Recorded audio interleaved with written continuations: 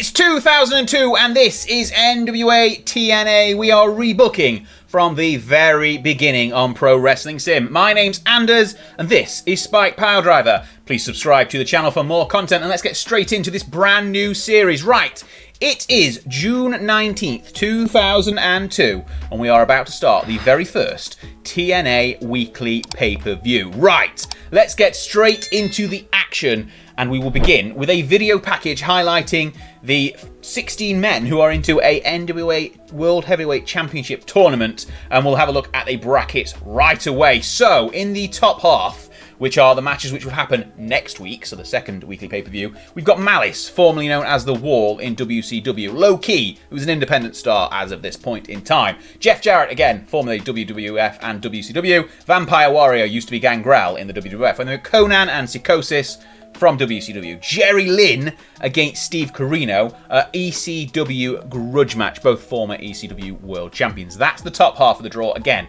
they happen in week number 2 of pay-per-views. The bottom half of the draw, which is the first night on pay-per-view, we've got Buff Bagwell, obviously from WCW, against K Crush. Used to be known as K Quick in the WWF, obviously futurely known as R-Truth, and Ron Killings, you'll know who he is. Then we've got Rick Steiner against Norman Smiley, again, both from former WCW talent there. Brian Christopher, Too Sexy, Grandmaster Sexay from the WWF, takes on young AJ Styles, who was just breaking through onto WCW television in early 2001 before they went under. And then in the final first round match, we've got the big name Scott Hall against the world's most dangerous man, Ken Shamrock. Neither man needs an introduction. Right, that is the bracket. Let's get into the rest of the action on the first night of NWA TNA weekly pay-per-views. So this video package goes through all of the 16 men, the two with the biggest star power being Scott Hall and Jeff Jarrett. 62% is the rating for the angle to start the show,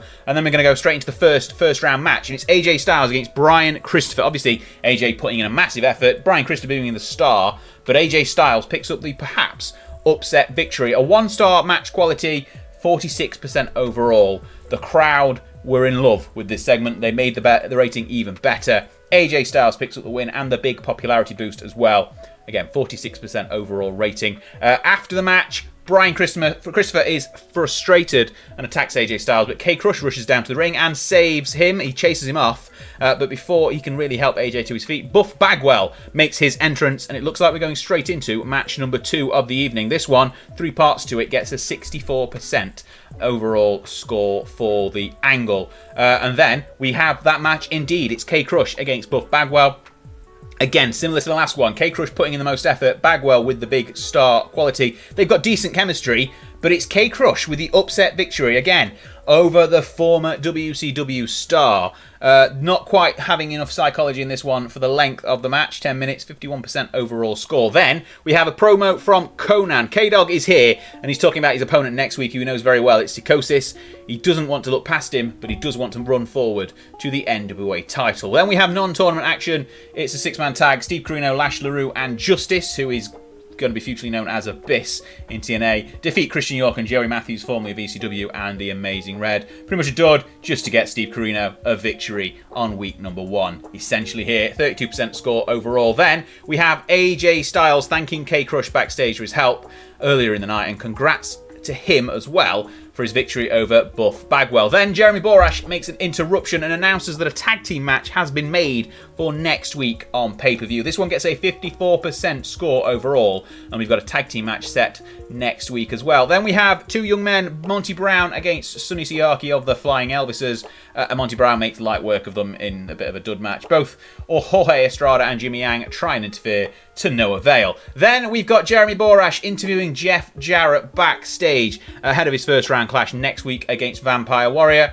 Jarrett is looking forward to making an impact, pun intended, and becoming the next in a line of great NWA champions. Then we've got the Disciples of the New Church, Malice, Tempest and Slash, taking on 3 young men, Cassidy O'Reilly, Chase Stevens and Elix Skipper. James Mitchell, unsurprisingly, leads his team to victory. Malice getting the victory here. Malice obviously used to be The Wall. Tempest, formerly known as Crowbar.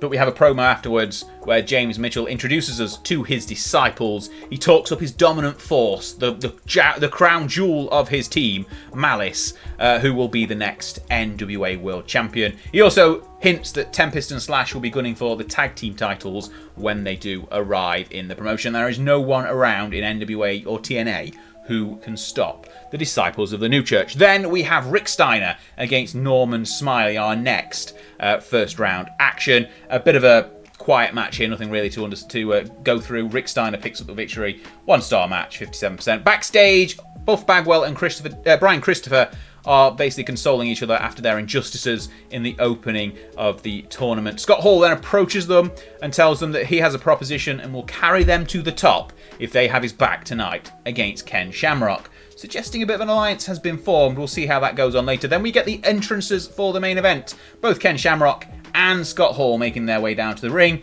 before our main event, building things up very nicely, in which we do get a bit of interference because Buff Bagwell and Brian Christopher, they took Scott Hall's words to heart and interfered in this match. Scott Hall was breathing a bit heavily at the end of the match. Gone a little bit long here, 13 minutes. But Scott Hall gets the victory, half-star. The match quality, 63% overall. But Scott Hall wins and knocks out Ken Shamrock thanks to assistance from his new allies who, after the match, join him in an attack against Ken Shamrock. But it doesn't go to plan because the world's most dangerous man is pissed off and fights them off to end the show. A 61% overall show rating here for the very first NWA TNA pay-per-view. Shamrock being knocked out in the final main event match of the first round, thanks to Scott Hall and his new alliance. Right, we'll hold there. Before we get into week number 2, I've got a few questions for you. This new alliance between Scott Hall, Buff Bagwell and Brian Christopher doesn't have a name yet.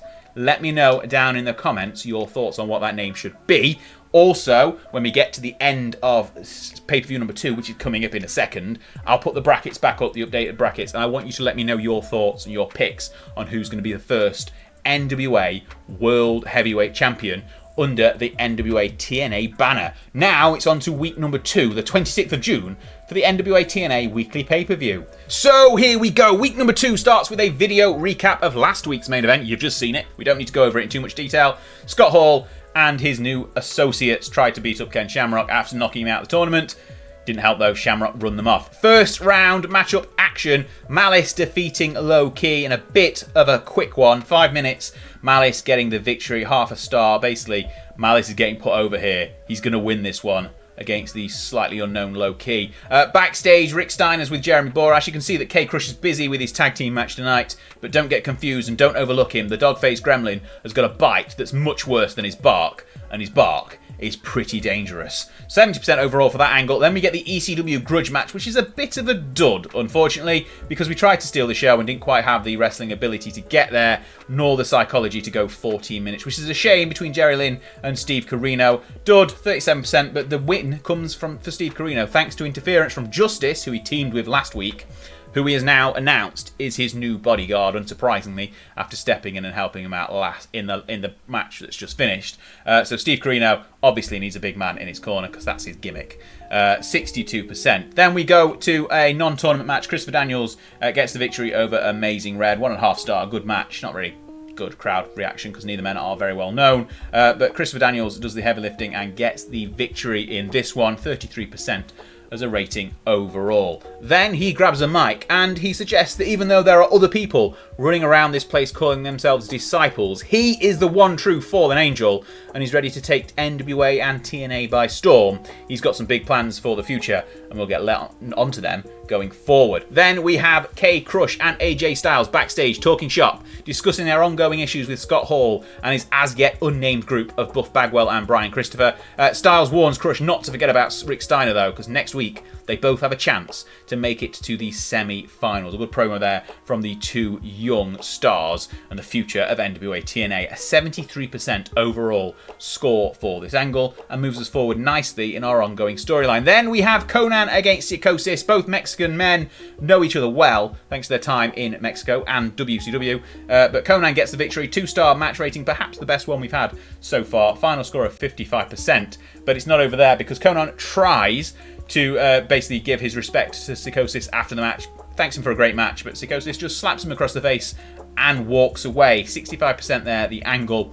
That one might be one for the future that goes ongoing. Then we got our tag match. K-Crush and AJ Styles put in a great effort. They put in a huge effort against the bigger stars of Brian Christopher and Buff Bagwell.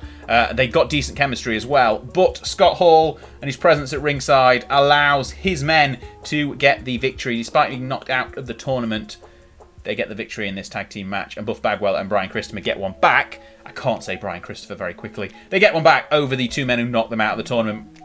And after helping them to victory, Scott Hall leads an assault on both men with the three men power trip, we'll call them for this time being until we get a better name, standing tall. Hall declares that this is just the tip of the iceberg as Styles will go over the edge, pun intended, next week. Shamrock runs out, makes the save, and forces Hall, Bagwell and Christopher away. He then challenges Hall to any match, any time, regardless of whether Scott Hall wins the NWA Championship or not. Ken Shamrock wants him, and he wants revenge for what happened last week. A good way to get us into the main event coming up very shortly, a 68% rating. And then the main event itself is Jeff Jarrett against Gangrel. Sorry, the Vampire Warrior. We can't call him Gangrel. But Jeff Jarrett gets the victory despite Malice lurking at ringside. He doesn't interfere, but he does put pressure on whoever wins this match because he will face them next week. But before we get to next week, there's a big assault on Jeff Jarrett after the bell. He doesn't even get a chance to celebrate. Malice storms the ring, as do Tempest and Slash. James Mitchell cuts a promo after they've beaten up Jeff Jarrett and left him bloody, basically saying that the new church is the new rulers of the NWA. A great way to end week number 2, a 66% final score for the main event. And that takes us to a final score overall for the show of 62%. Slightly higher than last week, one higher than last week, but a good start nonetheless to NWA TNA. That's 2 pay-per-views in the books inside about 10 minutes. That's what we're going to be doing here on these episodes here on Spike Piledriver. We'll be doing 2 or 3 pay-per-views in each episode depending on what happens in them.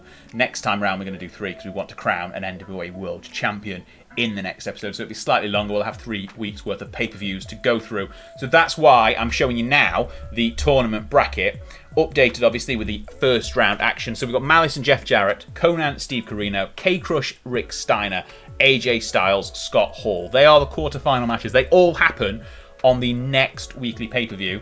The week after that is the semi-finals, and then we have the final the week after. So the 3 episodes, 3 weekly pay-per-views will all be on the next episode here on Spike Piledriver. Hopefully you've enjoyed this rebooking of NWA TNA. We're still early doors, obviously, on Pro Wrestling Sim. But please, if you've enjoyed it, like the video, share it with all your friends, subscribe to the channel for more episodes. Let me know in the comments, again, your thoughts on who you think are going to win the NWA World Heavyweight Championship in this tournament. And give me some name suggestions for Scott Hall, Buff Bagwell and Brian Christopher. Their group is the top heel faction at the moment, despite what the New Church claim and aim to do. We might have 2 warring new heel factions as well at the top. We shall see. But there we have it. That is the first 2 weeks of NWA TNA in June 2002. Catch us next time for the next 3, where we're going to crown the first NWA World Heavyweight Champion under the NWA TNA banner. Thanks a lot for watching. I'll see you then.